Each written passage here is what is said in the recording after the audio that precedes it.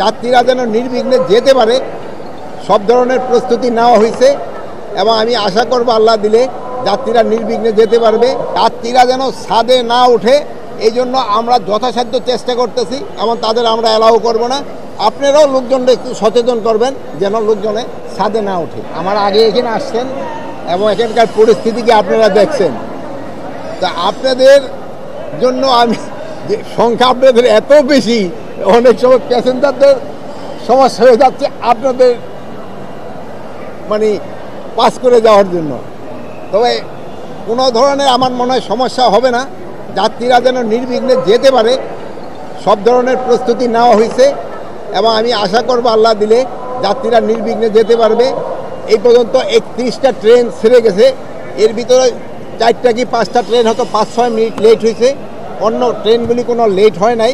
এবং next step বুঝে আরও কতটুকু আছে, আরও 35টা ট্রেন যাবে। এইগুলি আমার মনে হয় আল্লাহ দিলে লেট হবে না, টাইমলি চলে যাবে।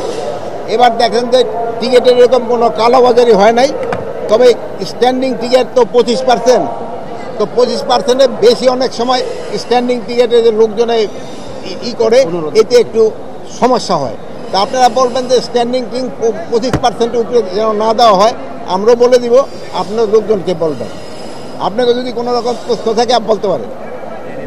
আমাদের একটা রিকোয়েস্ট আছে যাত্রী ছাদে না ওঠাটা আমরা। আর আরেকটা হলো ভাই যেটা বলছে যে যাত্রীরা যেন ছাদে না ওঠে এই জন্য আমরা যথাসাধ্য চেষ্টা করতেছি এবং তাদের আমরা অ্যালাউ করব না। আপনারাও লোকজনকে একটু সচেতন করবেন যেন লোকজনে ছাদে না ওঠে। ওই বিমানবন্দরে আমরা ইনস্ট্রাকশন দিয়ে দিব যেন ছাদে যাত্রীরা না ওঠে। আমি এরপরে আমি যাব একটা যে আমাদের যে কোরবানির হাট যেটা করা হয়েছে ওইগুলি দেখার জন্য। এইগুলি এই অভিযোগ যেন না হয় এই জন্য কিন্তু আমরা আগে একটা ব্যবস্থা নিয়েছি। আমরা প্রতিটা ট্রাকের ভিতরে বলে দিছি তারা কোন বাজারে যেতে চায় বা কোন হাটে যেতে চায় ওইটা লেখা রাখবে। এর আগে যদি কেউ কোনো মস্তান বা কেউ যদি কোথাও কোনো থামায় এর বিরুদ্ধে আইনানুগ ব্যবস্থা নেওয়া হবে। আমি এরপরে বাস স্টেশনে যাব। বাস স্টেশনে গেলে ওই সময় জিজ্ঞেস করেন, যেহেতু ওদের লোক থাকবে আমি উত্তর দিতে পারবো। একটা দিন না 2 দিন, আরও 2 দিন পরে। আপনি একটু ভুল হয়ে গেছে, আর 2 দিন পরেই।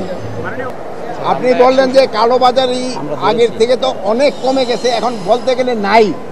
তাইও যদি 2-1টা ওই যে একজন টিকিট বলতেছিল সে বসার টিকিট নিছে, বাট এখন তো সিটটা পাচ্ছে না, তার এখন তারটা এটা স্ট্যান্ডিং হয়ে গেছে।